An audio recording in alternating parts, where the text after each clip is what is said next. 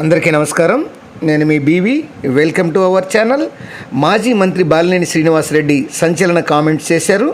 ఇటీవల జరిగిన ఎన్నికల్లో తాము ఊహించిన విధంగా ఓడిపోయినప్పటికీ, ఫలితాలు వచ్చినప్పటికీ తాను వైసీపీ పార్టీని వీడేది లేదంటూ స్పష్టం చేశారు.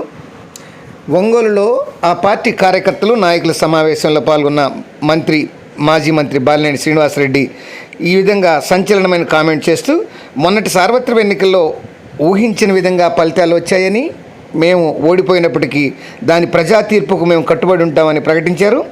ఒంగోలు ఎమ్మెల్యేగా ఉన్నప్పుడు ఎవరిని ఇబ్బందికి పెట్టలేదని, ఎవరిని కష్టాలకు గురి చేయలేదని ఆయన పేర్కొన్నారు. నా చేతనైన వరకు ప్రజలకు సహాయం చేశానే కానీ ఎవరి పట్ల అన్యాయంగా, అక్రమంగా వ్యవహరించలేదన్నారు. నాకు ఇవి చివరి ఎన్నికలని ఎన్నికల ముందే చెప్పానని, రాబోయే ఎన్నికల్లో తాను పోటీ చేయనని చెప్పాను. కానీ నేను అధికారంలో ఉన్నప్పుడు ప్రతిపక్షంలో ఉన్న నేతలకు ఎవరి కూడా నేను ఇబ్బంది పెట్టలేదని, నేను రాజకీయాలు వద్దనుకున్నానని, కానీ మా కార్యకర్తలపై దాడులు చేస్తే మాత్రం చూస్తూ ఊరుకోమని, మళ్ళీ రాజకీయాల్లోకి వస్తామని ఈ సందర్భంగా ఆయన పేర్కొన్నారు. ఓ చోట నాయకుడు అబ్బా కొడుకులు పారిపోయారని ఫిక్స్లు వేయడం ఇది ఎంతవరకు సమంజసమని, అది ఆయనకు ఆ విఘ్నతకే వదిలేస్తున్నానన్నారు.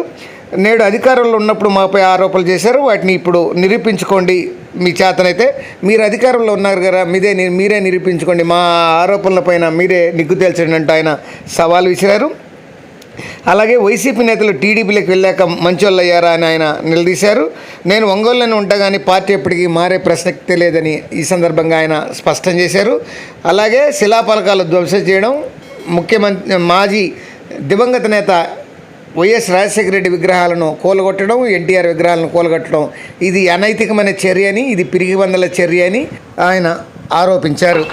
ఏమనుకుంటున్నారు మీరు? నేను చేతకాలం అనుకుంటున్నారా? తెగించానంటే ఎవరికి ఆగదు. ఒకటే మర్యాద కుటుంబంలో పుట్టిన వాళ్ళు మేము. ఈ రకంగా చెడు చేష్టలు చేస్తే ఊరుకునే పరిస్థితి లేదు, గుర్తుపెట్టుకోండి. మా కార్యకర్తల మీద దెబ్బ పడితే, నా మీద పడిన దమ్ముంటే నా మీద రా,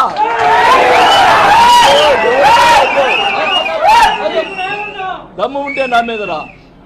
ఏందయ్యా ఇది? నీచమైన సంస్కృతి. రాజశేఖర రెడ్డి విగ్రహాలు పడగొట్టం ఏంది?